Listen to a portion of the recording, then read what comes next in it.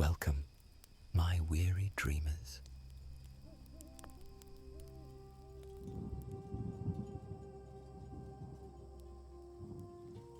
Tonight, we journey into the realm of Dungeons and Dragons.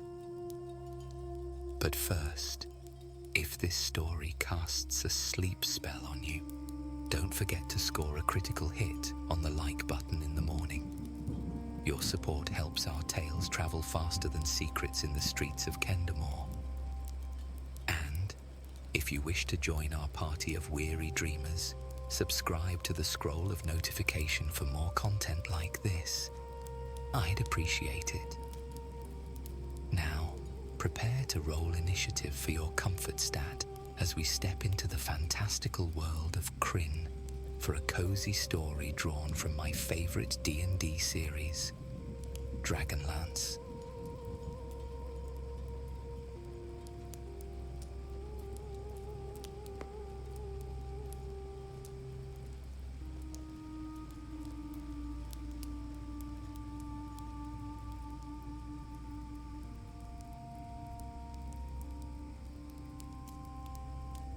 In the heart of Solace, nestled among the massive Valenwood trees, whose sturdy branches supported the town's walkways and structures, stood a curious establishment known as Whispers and Wonders. Unlike the practical shops that lined the aerial thoroughfares, the butcher with his fresh cuts, the blacksmith with her glowing forge, this particular treehouse emporium specialized in the unusual, the whimsical, and occasionally the magical. The proprietor, a half-elf named Tharlan Whisperwind, had established his business in the peaceful years following the War of the Lance. In those days, the people of Kryn sought comfort in minor enchantments rather than artifacts of power. His shop wasn't the place to find weapons capable of slaying dragons or amulets that granted immortality. Instead, Whispers and Wonders offered gentler magics, candles that burned with multicolored flames, pendants that kept beverages perpetually warm, or tiny carved animals that would animate for a child's amusement before returning to wooden stillness. On this particular summer morning, Tharlan stood on tiptoes to dust the higher shelves with a feather duster enchanted to repel rather than merely redistribute dust. His slender frame and pointed ears revealed his elven heritage, while the laugh lines around his eyes and the reddish tint to his brown hair spoke of his human blood. At 45 years, young for a half-elf, he had found his place in Solace after years of wandering. The shop was his pride, his livelihood, and most days, his joy. Good morning, Tharlan. By the gods, it's already sweltering, and the day's hardly begun. Thalin turned to see Otto Goodbarrel, a stout hill dwarf with a beard braided with small golden beads, entering the shop with a wooden crate balanced on one shoulder. Morning, Otto. New deliveries? Please tell me it's those cooling crystals I ordered. Half the town's been asking for them with this heat wave. The dwarf set down his crate with a gentle thud and wiped his brow. Better than cooling crystals. I've got the lanterns you wanted for the festival, handcrafted by my cousin's workshop in Thorbardin. They change color with the mood of nearby conversations. He winked. Perfect for setting the right atmosphere for courting, eh? Thalin felt heat rise to his cheeks that had nothing to do with the summer temperature. They're for the shop display, Otto. Business is always good during festivals. Ah, yes. And I suppose it's mere coincidence that your booth will be directly across from healer Lyra's herb stand? The dwarf's eyes twinkled with mischief. The same Lyra whose headache tinctures you've purchased weekly for 3 months despite never suffering headaches. Her remedies make excellent gifts for customers, Tharlan muttered, busying himself with unpacking the crate to hide his flushed face. Otto's knowing chuckle filled the shop as the half-elf lifted one of the lanterns. It was exquisite work. Blown glass shaped like a teardrop, with metal filigree surrounding it in patterns reminiscent of Valenwood branches. As he held it up, the glass shifted from clear to a pale pink. See that? Otto nodded approvingly. Pink means someone's thinking romantic thoughts. Works every time. Fascinating, Tharlan said dryly, setting the lantern down perhaps a bit more forcefully than necessary. What else did you bring besides these gossip-monger lamps? Before Otto could answer, the door chimes tinkled again. Tiny bells enchanted to play different melodies for different types of visitors. This particular sequence, a short, bouncy tune that seemed to change direction unpredictably, made both men exchange glances. Kenda, they said simultaneously, with the weary resignation of shopkeepers everywhere. Sure enough, a diminutive figure with a top-knot hairstyle and pointed ears bounded into the shop, eyes wide with unrestrained curiosity. Unlike the wariness Kenda typically inspired in most establishments, Tharlan had developed a tolerant approach. His policy was simple. Nothing in Whispers and Wonders was dangerously magical, prohibitively valuable, or irreplaceable. It made life easier. "Good morning, Mr. Whisperwind." The Kenda beamed, already examining a display of colour-changing inkwells with intense fascination. "I'm Perrin Quickfingers, official assistant to the postmaster of Solace, and I've come on official postal business." He puffed his chest out importantly. Thalen raised an eyebrow. "Is that so? And what official business brings the post to my humble shop?" Perrin produced a small package wrapped in brown paper and tied with string. "Special delivery from a gnome named Tinker Fizzlesprocket. He paid extra for priority handling." The Kenda leaned forward conspiratorially. "He said it talks, but I haven't heard a peep from it the whole way here, and I listened very carefully." "I'm sure you did," Tharlan said, accepting the package while quickly scanning the shop to ensure nothing had already disappeared into Perrin's pouches. "Thank you for the delivery." "Aren't you going to open it?" Perrin asked, bouncing on his toes with anticipation. Otto stepped forward. "Lad, I believe I saw the most fascinating miniature mechanical bird in the window of the clockmaker's shop down the walkway. It sings 7 different songs and can even mimic voices." The Kenda's eyes widened. "Really? 7 songs? I should go examine it. For postal security reasons, of course." Before either of them could blink, Perrin had darted out the door, the bell chimes tinkling his departure. "You realize you've just inflicted that Kenda on poor Cogsworth," Tharlan said, referring to the town's clockmaker. Otto shrugged. "He still owes me for that betting pool during the spring equinox. Now, aren't you curious about your package? Tinker Fizzlesprocket. Wasn't he that gnome inventor who passed through last month? The one obsessed with communication devices?" Tharlan nodded, examining the package. It was small, about the size of his palm, and surprisingly heavy. The accompanying note was written in the elaborate diagram-filled style, typical of gnomish communication. To the esteemed proprietor of Whispers and Wonders, I present this artifact discovered during excavations near the ruins of Zak Tsaroth. Initial observations indicate vocal properties when in contact with organic life forms. Further testing was inconclusive due to subject discomfort. Payment for previous accommodations enclosed with additional compensation for research continuation. Fizzle Sprocket, Senior Researcher, Grand Fellowship of Acoustical and Auditory Advancement.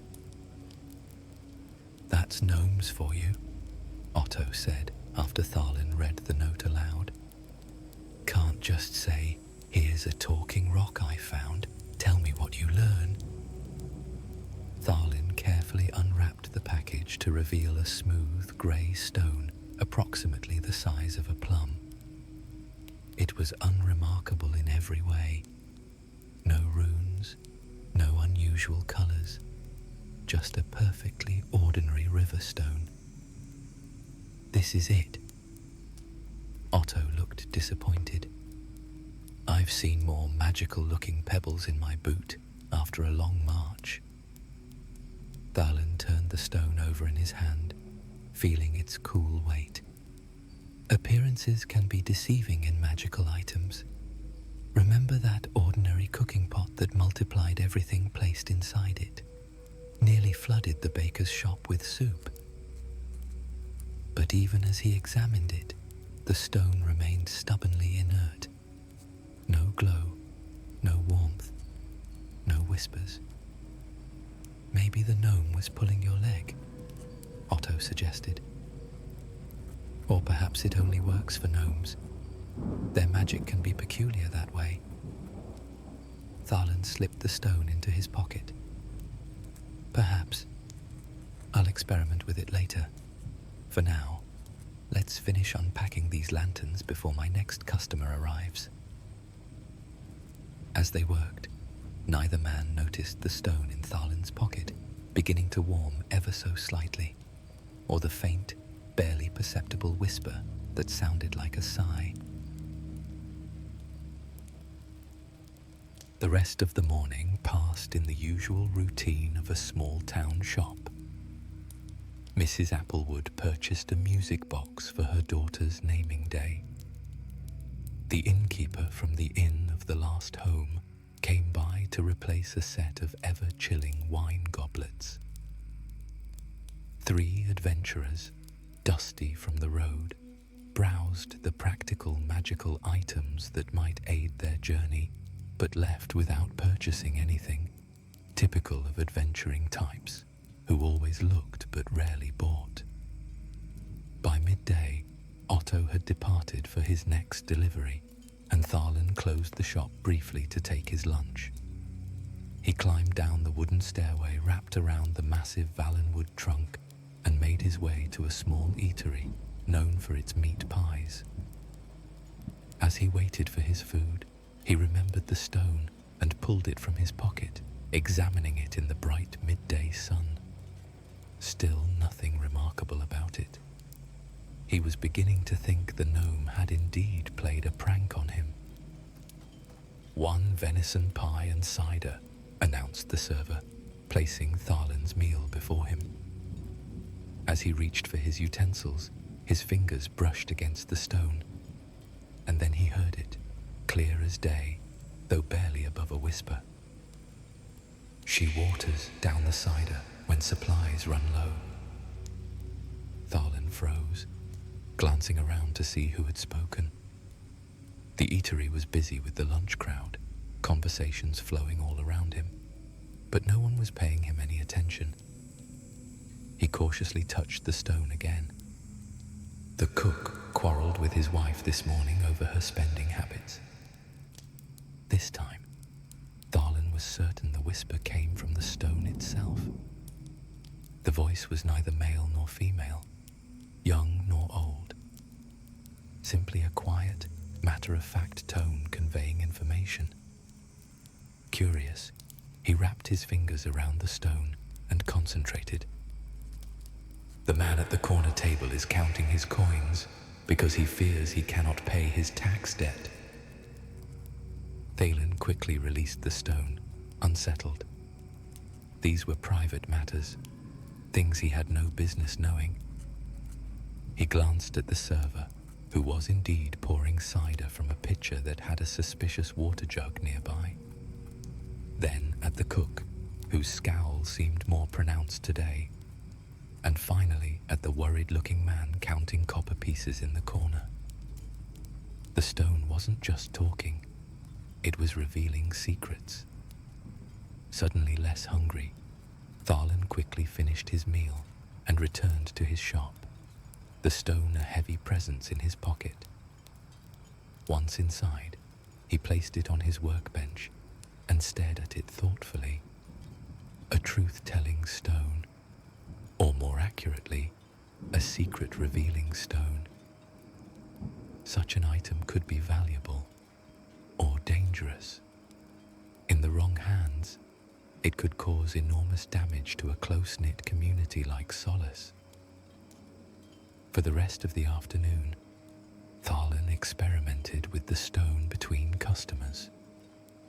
He discovered that it only revealed information when touched directly with bare skin. The whispers pertained to people within a certain proximity, perhaps 50 paces at most. And most interestingly, it seemed to prioritize information that was deliberately being kept secret. When Mrs. Ironforge, the blacksmith's wife, came in to purchase a self-stirring teapot, Thalen was sorely tempted to see what secrets the stone might reveal about her. She was Solace's most notorious gossip, and the idea of knowing something she didn't was admittedly appealing. But ethical considerations prevailed, and he kept the stone tucked away during her visit. As the afternoon waned, Thalen decided to place the stone among his displayed items, attached to a small card that read, "Curio Stone of Distant Whispers. Occasionally shares curious facts when held. 15 steel pieces." It was deliberately vague, and the price high enough to discourage casual purchase. He placed it on a middle shelf among other curiosities. A feather that never fell, a small box that played different music depending on the time of day, and a coin that always landed on its edge. Just as he was preparing to close for the day, the door chimes played a gentle flowing melody that made Thalen's heart skip. He quickly straightened his tunic and ran a hand through his hair. Lyra Thornbrook entered with the grace that always made him feel suddenly awkward and gangly. Human, in her mid-30s, she wore her chestnut hair in a practical braid, her green healer's robes complementing eyes of the same shade. A basket of dried herbs hung from one arm, filling the shop with the pleasant scents of rosemary and lavender. "Good evening, Thalen," she said with a warm smile. "I hope I'm not arriving too late." "For you, the shop is always open," he replied, immediately regretting the over-eager tone. More composed, he added, "What can I help you with today?" "The festival preparations," she said, setting her basket on a small table. "The Healers Guild is creating restorative tonics to sell, and I was hoping you might have vials that keep their contents fresh longer than ordinary glass." "As a matter of fact," Thalen said, leading her toward a cabinet near the back, "I received a shipment of preservation vials last week from the elves of Qualinesti. They're infused with essence of time-twisted oak. Contents remain fresh for up to a year." As they discussed quantities and prices, Darlin became acutely aware of the whispering stone on the nearby shelf. What secrets might it reveal about Lyra? Or worse, about his own feelings for her? The thought made him nervous, and he steered her away from that particular display. Their business concluded, but Lyra lingered, examining a display of luminous butterflies that fluttered within a large glass dome. "These are new," she observed. "They're beautiful." "They're attuned to emotions," Thalen explained, standing perhaps a bit closer than strictly necessary. "The colors change based on the feelings of those nearby." As they watched, the butterflies shifted from a gentle blue to a warm purple with hints of pink. "What does purple mean?" Lyra asked softly. Thalen cleared his throat. "Appreciation, admiration, that sort of thing." "I see." Was it his imagination, or did her cheeks flush slightly? "Well, I should be going. But before I forget, will you be attending the planning meeting for the festival tomorrow evening at the inn?" "I wouldn't miss it," he assured her. After Lyra departed, Thalen closed the shop with a lighter heart than usual. Perhaps Otto wasn't entirely wrong about his prospects with the healer. The evening meeting tomorrow would be a perfect opportunity to speak with her in a more social setting. As he secured the last lock, he noticed the stone had somehow moved from its shelf to the front counter. Frowning, he returned it to its place, making a mental note to keep an eye on it. Magical items sometimes developed minds of their own, and this one seemed determined to make its presence known. Little did he know just how much of a presence the Whispering Stone would become in the days ahead. The next morning, Thalen awoke to the sound of urgent knocking at his door. His living quarters occupied the floor above his shop, a cozy space with windows that offered views of the Valenwood canopy and the town below. Pulling on a robe, he opened the door to find Bryn, the baker's apprentice, a gangly human boy of perhaps 16 years, looking agitated. "Mr. Whisperwind, sir. Master Loafman sent me to ask. That is, he wants to know if you sold something to his wife yesterday. Something that speaks." Fully awake now, Thalen felt a prickle of concern. "Not that I recall. Mrs. Loafman hasn't been in my shop for at least a week. Why do you ask?" Bryn shifted uncomfortably. "It's just that she came home yesterday saying odd things. Things she couldn't possibly know. About Master Loafman's secret recipe and how he's been adding extra nutmeg even though the guild forbids it." The boy lowered his voice. "She knew exactly where he hides his special spices, which not even I knew. And now they're having the biggest row, and he's convinced someone sold her a spy charm or something." Thalen's concern deepened. "I assure you, I've sold nothing of the sort. But tell me, did Mrs. Loafman happen to mention visiting my shop at all? Perhaps browsing without buying anything?" The apprentice thought for a moment. "Now that you mention it, she did say something about stopping by magical shops, looking for a birthday gift for her sister." "I see." Thalen rubbed his chin thoughtfully. "Tell Master Loafman I'll look into this matter, and perhaps mention that the Bakers' Guild has more pressing concerns than nutmeg infractions." After Bryn departed, Thalen dressed quickly and descended to his shop. A sense of foreboding led him directly to the curiosities shelf. The Whispering Stone was gone. In its place was a small pouch containing exactly 15 steel pieces, the listed price. By the gods, Tharlan muttered.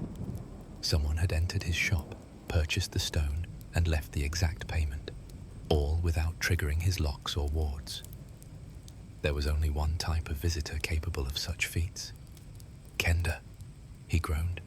Specifically, Perrin Quickfingers, the postal assistant who had delivered the stone just yesterday.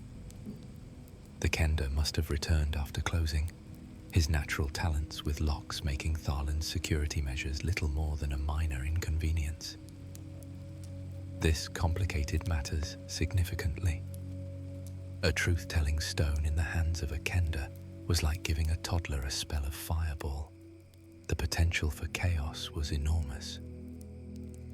Tharlan spent the morning in his shop as usual, though his mind was elsewhere. Between customers, he made discreet inquiries about Perrin's whereabouts, but the Kenda seemed to be making his postal rounds as normal. No reports of unusual disturbances had yet reached Tharlan's ears, but he knew it was only a matter of time. By midday, the first ripples appeared. The town constable, a burly man named Warwick, stormed into the shop with a thunderous expression. "Whisperwind," he growled without preamble. "What in the abyss have you been selling to the townsfolk?" Tharlan maintained a calm demeanor. "Good day, constable. I sell many things. Perhaps you could be more specific about your concern." Warwick planted his hands on the counter, leaning forward. "Half the town is suddenly keeping secrets they couldn't possibly know. Mrs. Applewood is refusing to speak to the butcher because she claims he's been shorting her on weight. The tax collector is avoiding the mayor. And most disturbing of all, my own deputy just asked me about the fine money I've been pocketing, which I absolutely have not been doing." The last part was spoken with such defensive force that Tharlan had little doubt the stone had revealed an actual indiscretion. "I understand your concern," Tharlan said carefully. "It seems a magical item I recently acquired has changed hands. A stone that whispers secrets when held. A secret-telling stone." The constable's face reddened further. Who in their right mind would sell such a thing in a small town? "I didn't exactly sell it," Tharlan admitted. "It appears a Kenda may have acquired it overnight." Warwick closed his eyes briefly, as if praying for patience. "Find it," he said finally. "Find it before this whole town tears itself apart with secrets that should have remained buried." He leaned closer. "And if any rumors about missing fine money start circulating, I'll know exactly who to blame." After the constable left, Tharlan flipped the shop sign to closed and set out to locate Perrin. His first stop was the post office, a modest building near the town centre. The postmaster, a harried-looking human named Sims, was sorting letters when Tharlan entered. "If you're looking for that troublesome assistant of mine, he's not here," Sims said without looking up. "And good riddance, I say. Do you know what he told me this morning? That my wife has been reading mail before delivery. As if Helena would ever do such a thing." He huffed indignantly, though Tharlan caught a flicker of uncertainty in his eyes. "Any idea where I might find him?" Tharlan asked. "Last I saw, he was heading toward the marketplace, causing gods know what mischief. If you find him, tell him he needn't return today, or tomorrow for that matter." The marketplace was unusually subdued for a market day.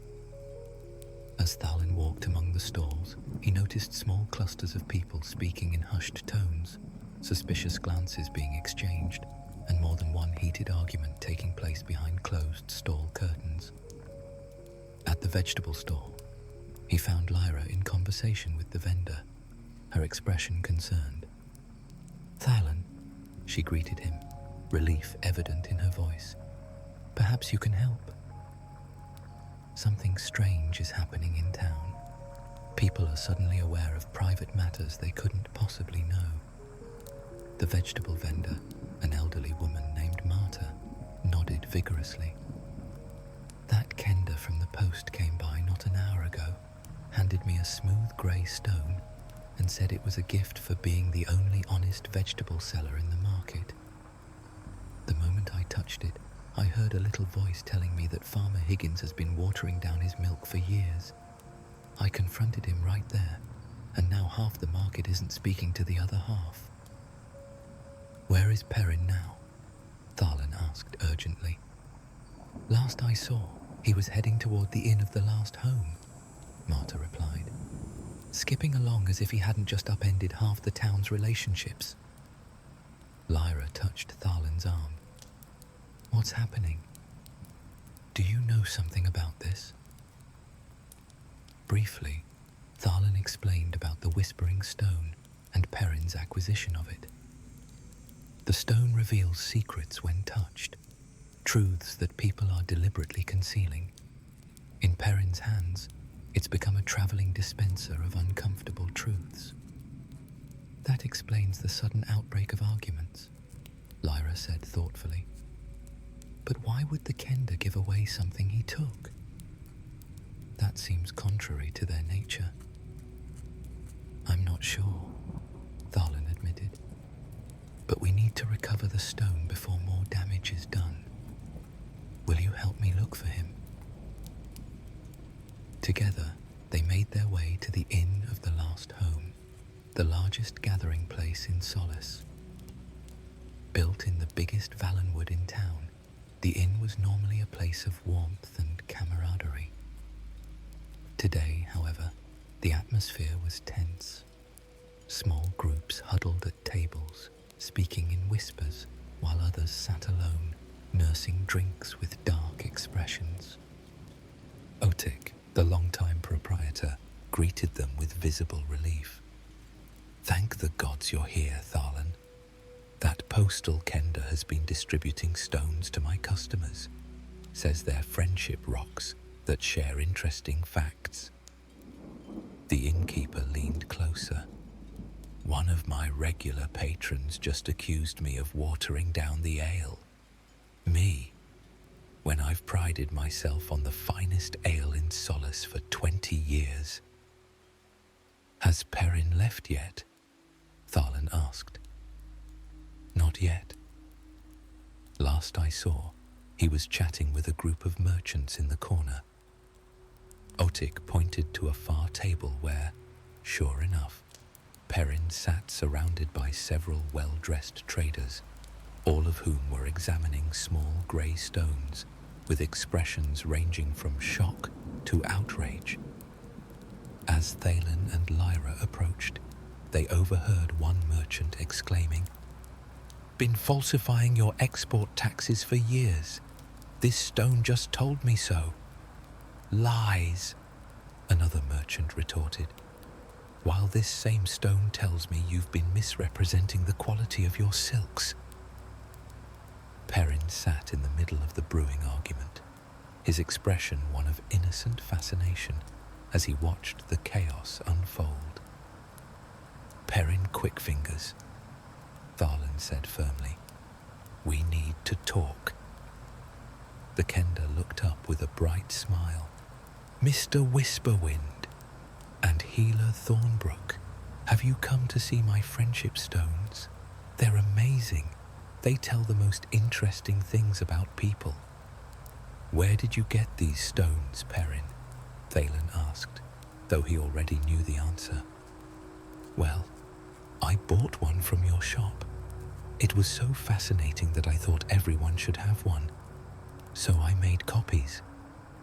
Thalen and Lyra exchanged startled glances. "Copies?" Lyra asked. "How did you make copies of a magical stone?" Perrin bounced in his seat with enthusiasm. "It's the cleverest thing. I took the original stone to Master Flint's old workshop. His apprentice lets me use the equipment sometimes, and I put it in the stone polisher with a bunch of river rocks.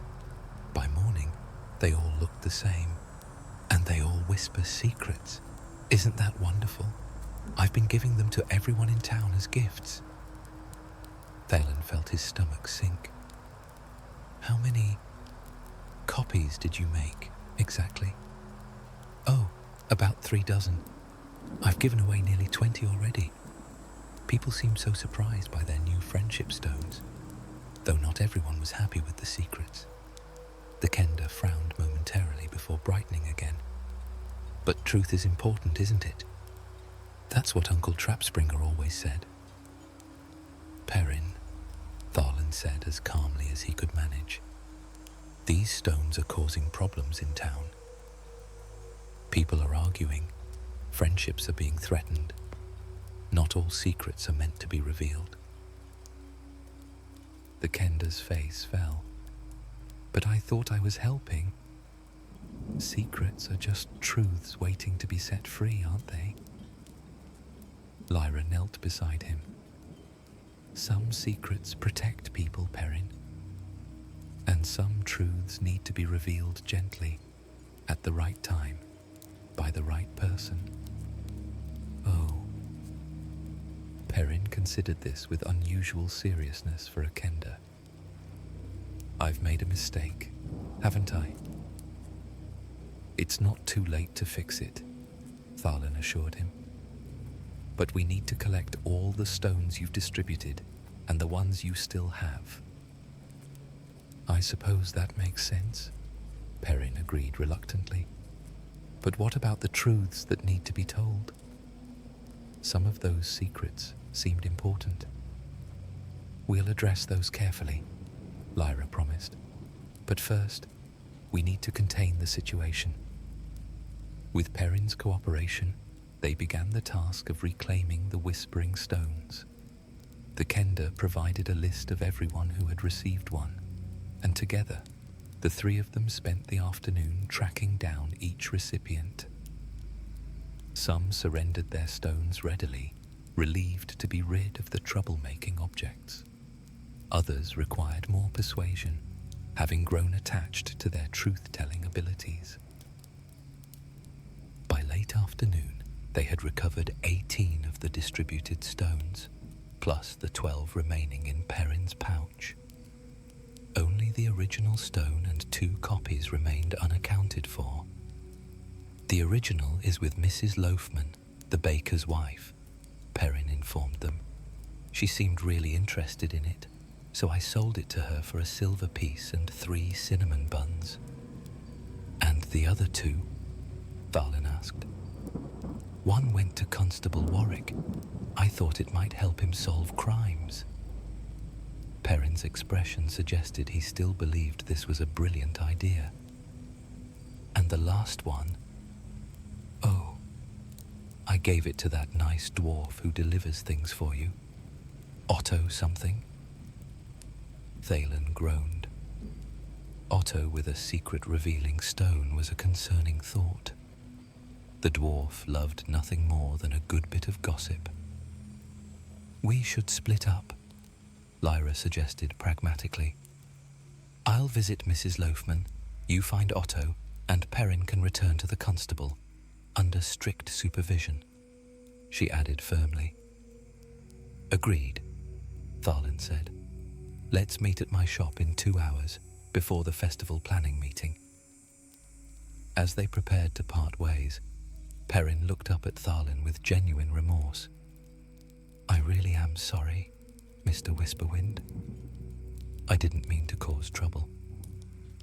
Thalen sighed, his irritation softening.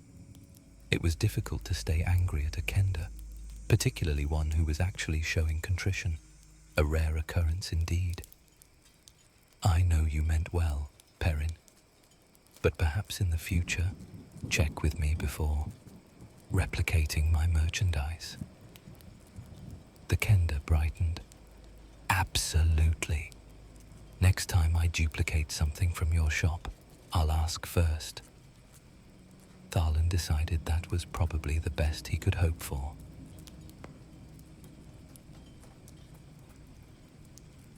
Finding Otto proved more challenging than anticipated.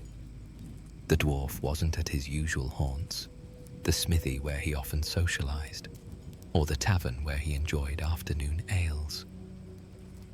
Eventually, Thalin located him at the lakeside docks, deep in conversation with a group of fishermen who were listening to him with unusual intensity. "And that's how I learned the truth about the harvest taxes," Otto was saying, a smooth grey stone passing from hand to hand among his audience. "The stone doesn't lie, friends. The town council has been—" "Otto!" Thalin called out, approaching rapidly. "A word, if you please." The dwarf turned, his expression shifting from surprise to a knowing grin. "Ah, Thalin, come to join our little truth circle, have you? Your stone is quite the marvel." "It's not my stone anymore," Thalin said firmly, "and I need it back. All of the stones, in fact." Otto's bushy eyebrows rose. "All? How many are there?" "Approximately 3 dozen, thanks to our Kenda friend's entrepreneurial spirit." Thalin extended his hand. "The stone, please." The fishermen looked reluctant to surrender their new source of entertainment, but Otto, seeing Thalin's serious expression, nodded and retrieved the stone from a burly man at the end of the circle. "Here you are. Though I must say, it's been most illuminating." The dwarf's eyes twinkled. "Did you know that healer Thornbrook has been purchasing sleep tonics regularly? Apparently, she lies awake thinking about someone in particular." Thalin felt heat rise to his face, but kept his expression neutral. "The stones are causing more harm than good, Otto. Half the town is at odds with the other half because of revealed secrets." Otto stroked his beard thoughtfully. "Perhaps. Or perhaps it's simply lancing a boil that needed draining. Secrets fester, my friend." "Some secrets protect," Thalin countered, pocketing the stone, "and it's not our place to force their revelation." "As you wish." Otto shrugged good-naturedly. "Though I might point out that the timing is interesting, right before the festival planning meeting where all the town's notable figures will gather. One wonders what secrets might have emerged there." The dwarf's observation gave Thalin pause. The timing was indeed curious. The Whispering Stone had appeared just days before a major town gathering. Coincidence?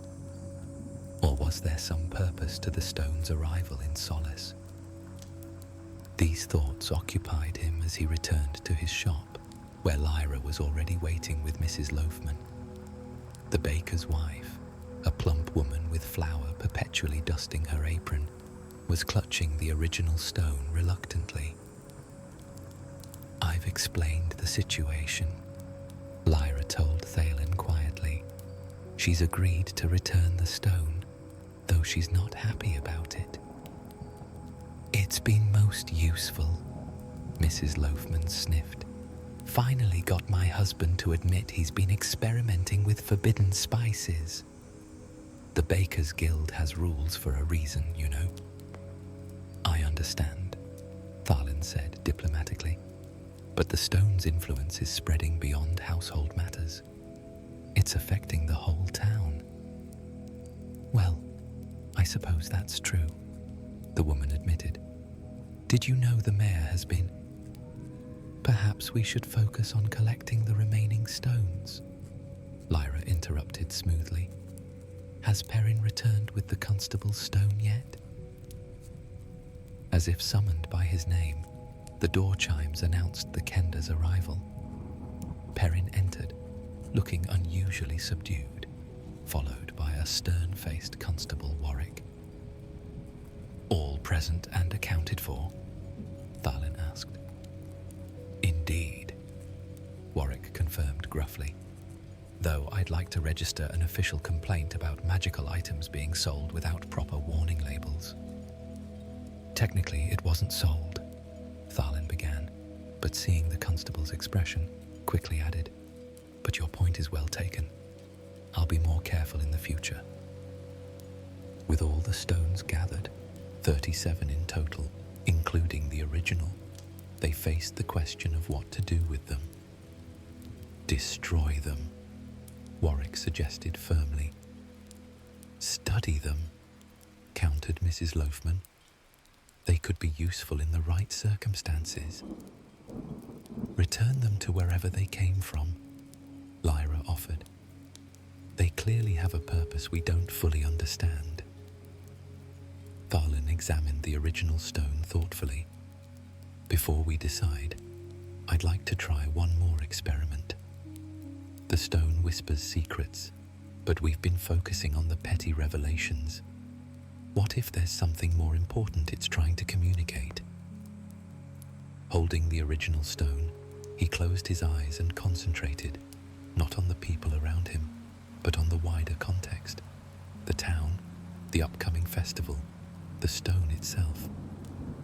For a long moment, there was silence. Then, so faintly he almost missed it, the stone whispered, "Beneath the mask of generosity lies poison. The new merchant's elixirs bring only death." Thalen's eyes snapped open. Did anyone hear that? The others shook their heads, looking confused.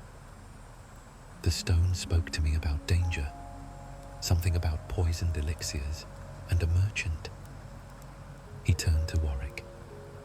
"Has a new merchant arrived in town recently?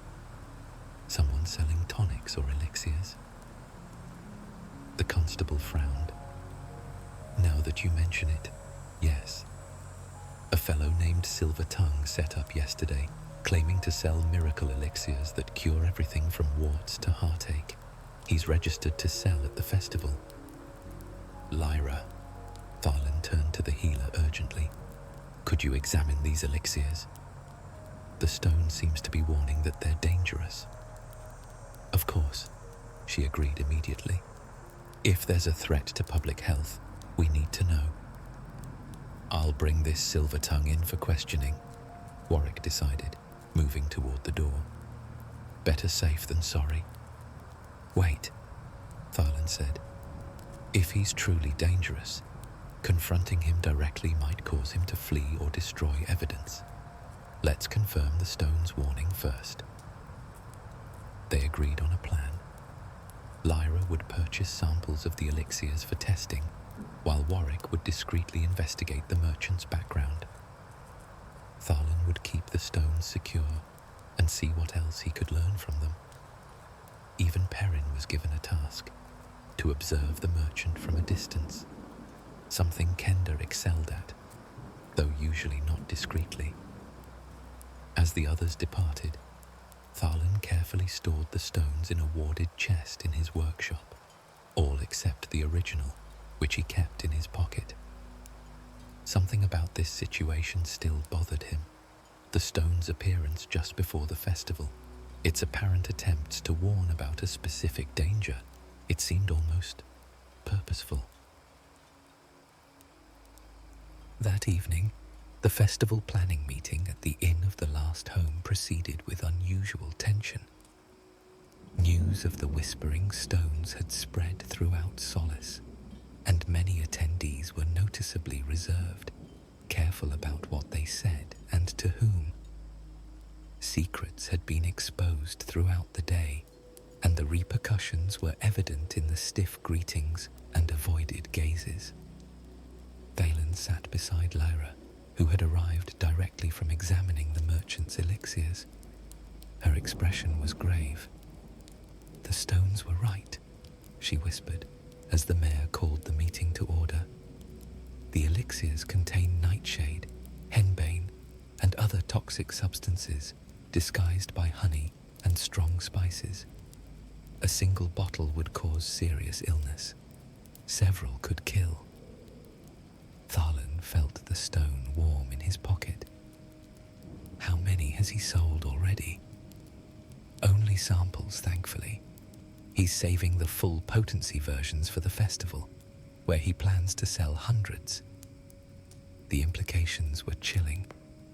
If not for the Whispering Stone, the festival might have ended in tragedy. Illness and death spreading through Solace as people consumed the poisoned elixirs. When the meeting turned to vendor assignments, Thalen raised his hand. "I have concerns about the merchant called Silver Tongue," he announced. "There's reason to believe his products may be harmful." A murmur ran through the gathered townsfolk. At the back of the room, a tall, elegantly dressed man rose to his feet, his handsome face arranged in an expression of wounded dignity. "These are serious allegations, Master Whisperwind," Silvertongue said smoothly. "Based on what evidence, may I ask?" Before Thalen could respond, Lyra stood. "Based on my examination of your elixirs, sir. They contain toxic substances in quantities that could cause severe harm." Silvertongue's pleasant expression didn't waver, though something cold flickered in his eyes. "A simple misunderstanding, surely. My ingredients are exotic, perhaps unfamiliar to local healers, but I assure you, they're perfectly safe when properly prepared." "That's false," Lyra stated firmly. "I've identified nightshade, henbane, and hemlock, poisons by any healer's standard." The mood in the room shifted, people drawing back from Silvertongue with new wariness. Constable Warwick moved to stand near the merchant. "I've also received troubling reports from other towns where similar miracle elixirs were sold, followed by outbreaks of mysterious illnesses." For the first time, Silvertongue's composed facade cracked slightly. His eyes darted toward the exit. Thalen felt the stone in his pocket grow almost hot. Acting on impulse, he drew it out and approached the merchant. "Perhaps this might clarify matters," he said, offering the stone. Silvertongue instinctively reached for it, and the moment his fingers touched the smooth grey surface, the stone's whisper filled the room, somehow amplified to be heard by all present. "He serves the cult of Morgian, god of disease and decay. 3 towns have already suffered from his deadly trade. The prophets fund darker rituals yet to come." The merchant's face contorted with rage. He flung the stone away and reached inside his cloak, drawing a concealed dagger. "Fools!" he hissed, his refined accent giving way to something harsher. "You know nothing of the power I serve." But before he could act further, Warwick and 2 deputies were upon him, disarming and restraining him despite his struggles. "Take him to the cells," the constable ordered, "and search his quarters for evidence and accomplices." As Silvertongue was led away, shouting threats and curses, the townsfolk erupted in excited conversation. The stone, which had skittered across the floor, fell silent once more, its purpose apparently fulfilled. Thalen retrieved it, turning to find Lyra beside him. "It seems your mysterious stone had a greater purpose than revealing petty secrets," she said quietly. "The gnome who sent it must have known," Thalen realized. "That's why he sent it specifically to me, in a town preparing for a festival that would attract hundreds of people. The perfect target for Silvertongue's poison."